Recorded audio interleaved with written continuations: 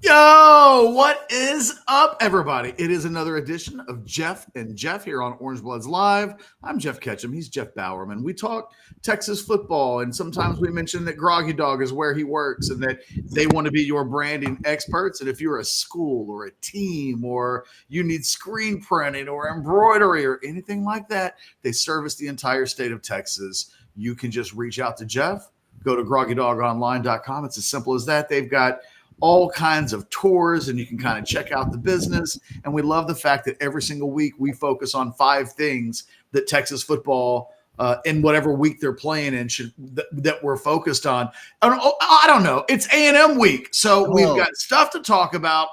Like, comment, subscribe to the page, and get your butt on over to Groggy Dog if you need great customer service and great product and great people. That's what they're there for. Plus, they bleed orange. And it's a bleed orange kind of week. Jeff, Thanksgiving this week. Yes, sir. Texas A&M back this week. How you doing? Oh, man, I'm ready. I've been waiting, 13 years for this. It's been too long, but the game is back. The rivalry game is back. Texas and A&M getting after it. And, man, I can't wait. It's going to be a long, 72 hours away now, 78 hours, something like that.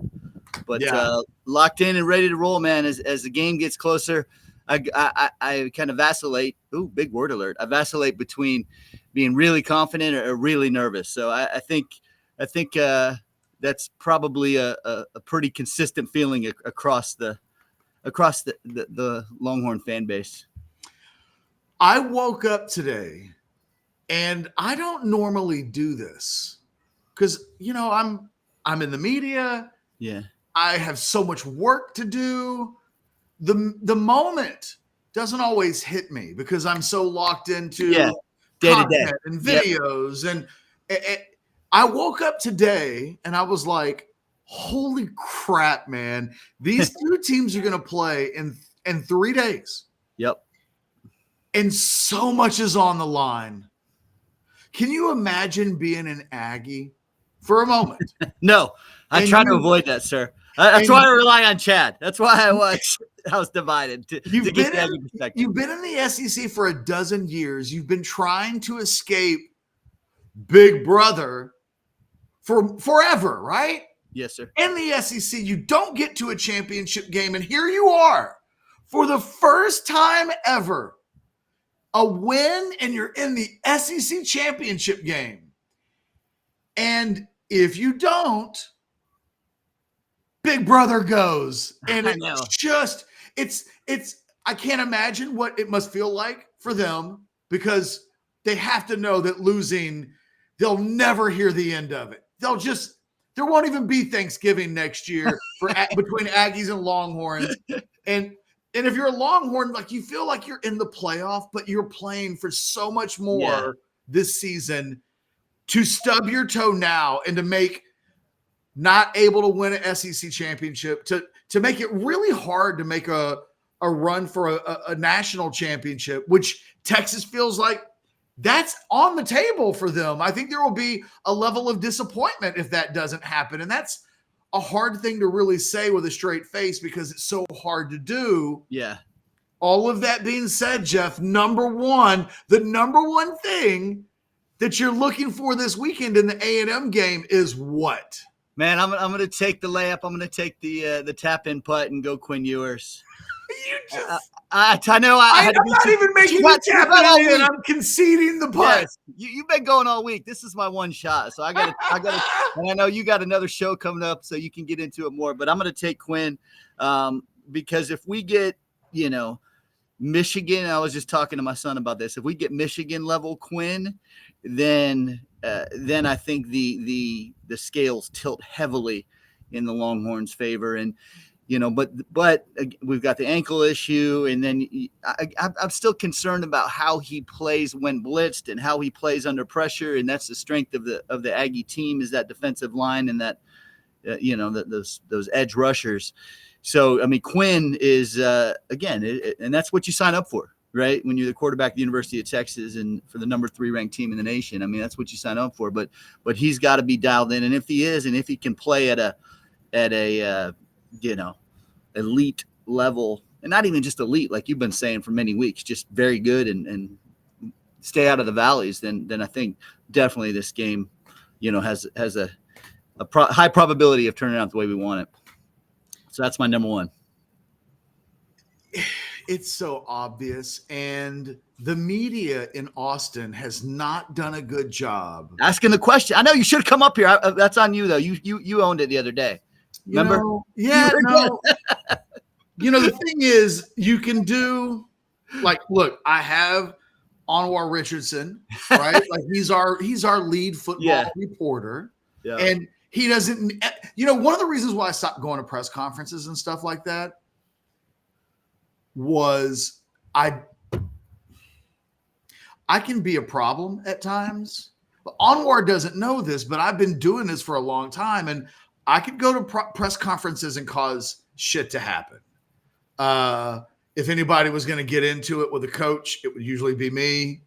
I would ask questions that they wouldn't want to ask, and I could make it problematic for Anwar doing his job because I'm there doing my stuff, right? Yeah. So I hire Anwar, you do that. Yep. And I've removed myself from that. And I live in the Woodlands now, and I don't have to be in Austin every day. I was literally in Austin yesterday, and I'm in Austin all the time, but I don't have to be every day. Mm-hmm. And I don't go to the press conferences, and 9 out of 10 times it's okay. Really.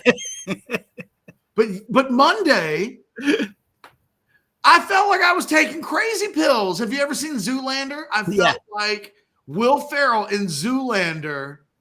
I'm looking around at everybody, and it's like, what planet am I on that nobody is asking? Look, I didn't write my column on Sunday focusing on it's all on Quinn. If Quinn shows up, I think Texas wins this game by double digits, and I think he just needs to be healthy. Yeah, capable. But he was not healthy on Saturday. I didn't think he should have been in the game.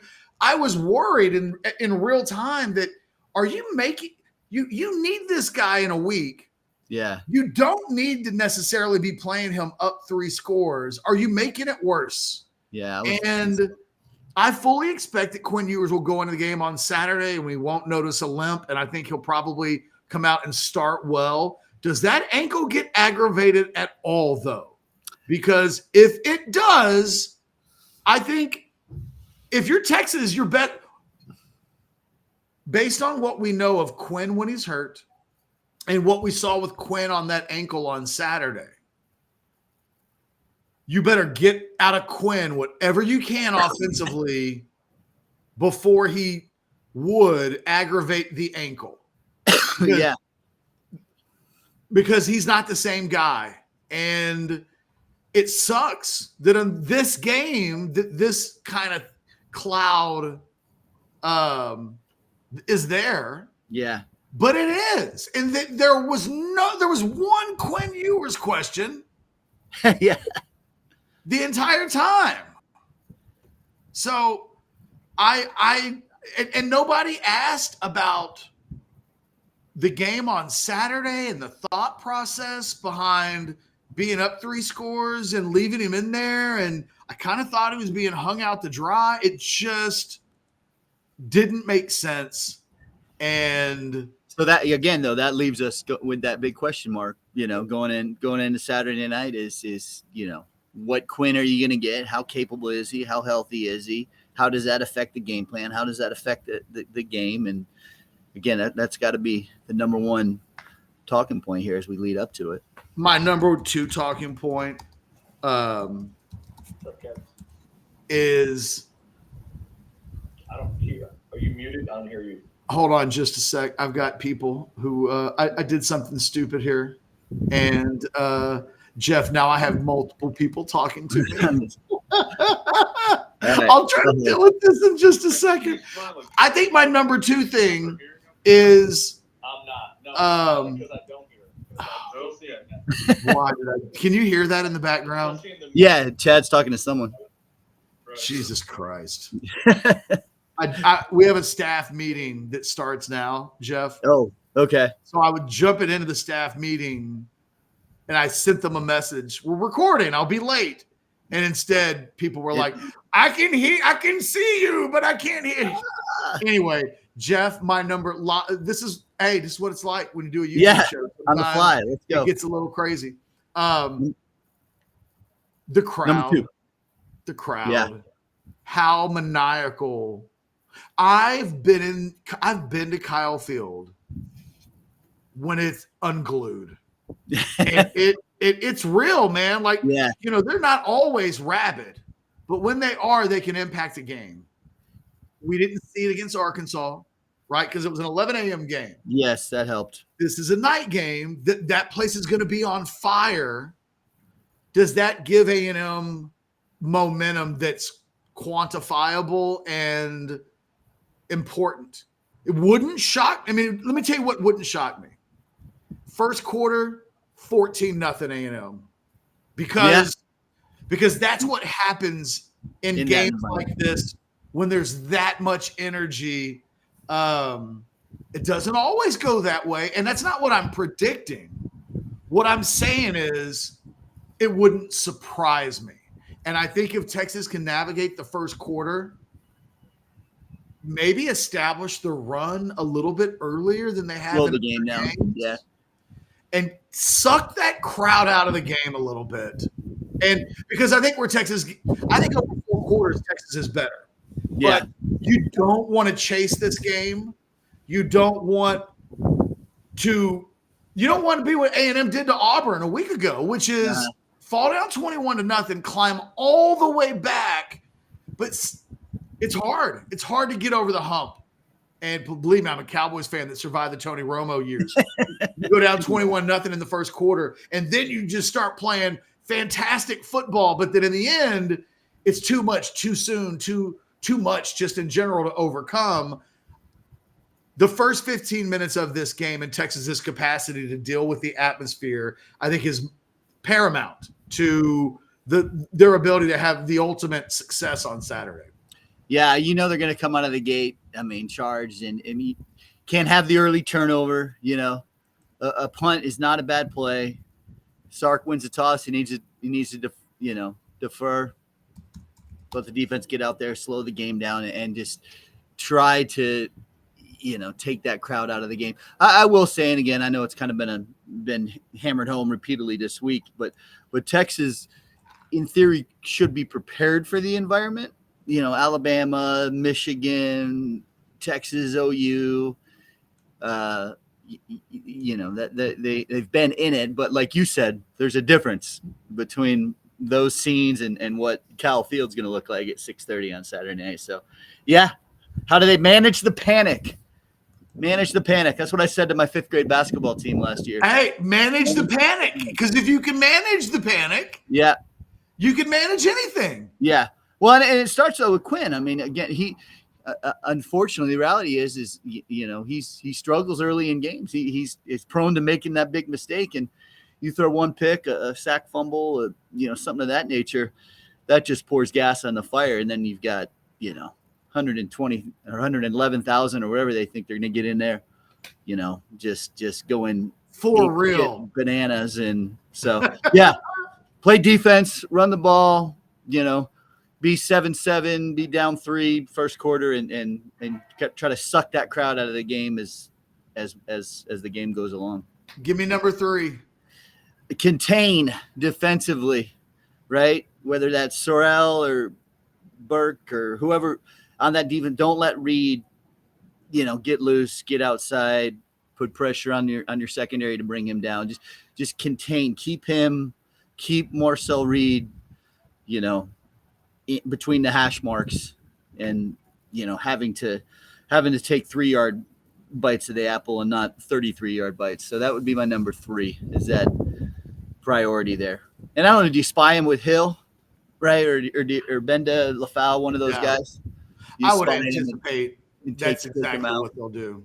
Yeah, you got to contain him though, because that's the jet fuel for the Aggie offense, because I don't think he's going to be capable of beating them with the throw, and I don't think the run game, but that wild card of the QB run is what they feel like Texas on offense in 2003 when Vince took over.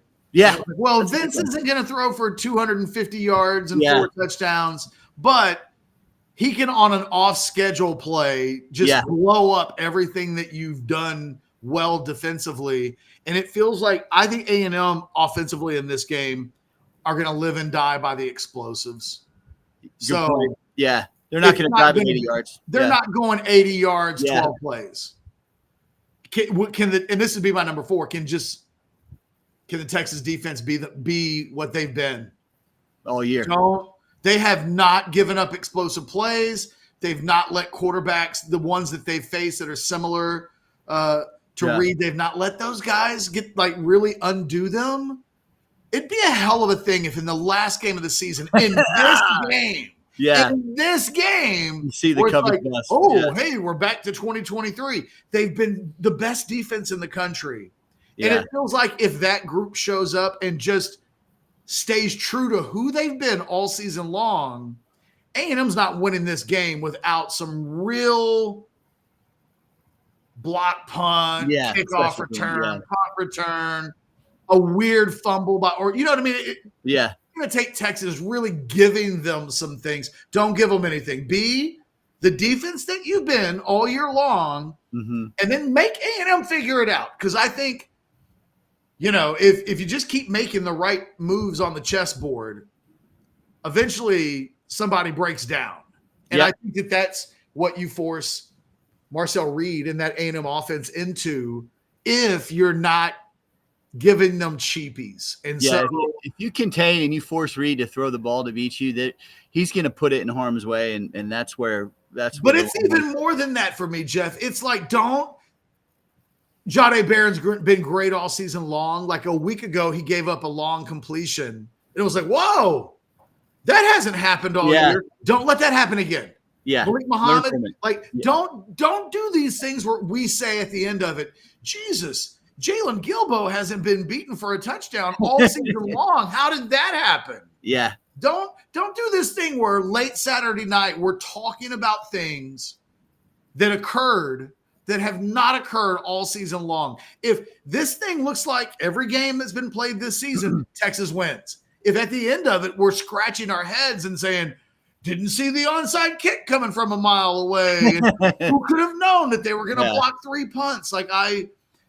Texas just has to be themselves, and that should be enough in this game. But that's easier said than done, but it's one of the things that I think everybody needs to look for. Give us number 5. Ball security. Come on. Jaden Blue, Jarrett Gibson, right? Quinn Ewers, receivers running after the catch. I mean, take care of the ball.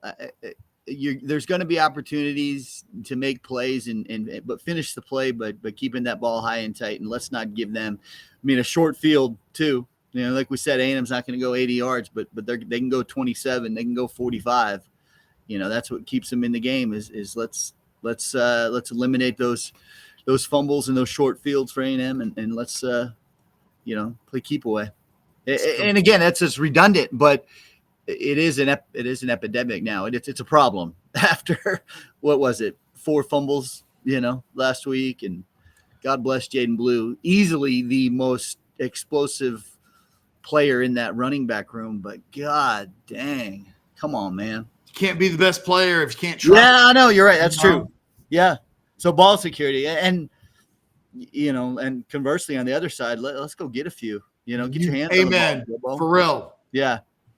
So, by the way, Sark might not be able to completely trust Jaden Blue right now, but America, the state of Texas, you can trust Groggy Dog. Yes. You can trust Groggy Dog. Ooh, I like what you did there. Printing, with your embroidery, with promotional products. If you're a business, if you're a school, whatever it is that you need, they want to be your branding expert. They want to be the full service promotional products company of your dreams. Go to Groggy Dog online, do the tour, check it. It's pretty cool. I'm literally looking at it right now. It's like a virtual, they show the screen printing and how it works. And I've never really thought about it before, but it's kind of cool to check out. There you go. Let them do your job. If you're a Texas fan and looking to do that, why wouldn't you give your business to a fellow Orange Blood? Yes. We love Groggy Dog. We love that we do this show every week. Support them with your business if you get a chance. Like, comment, subscribe to the page. We're getting ready for the game. I got to get in this meeting that I'm late for, guys. Enjoy the game. Jeff and I will be back next week, whether there's a game or Jeff and Jeff go on. Yes, go. The Yes. question is, will we be going on into an SEC championship game? We think so, but that's what they play the games for. We'll see you on Saturday. Watch us on Orange Bloods Live. Until next time, you guys be fantastic. Later.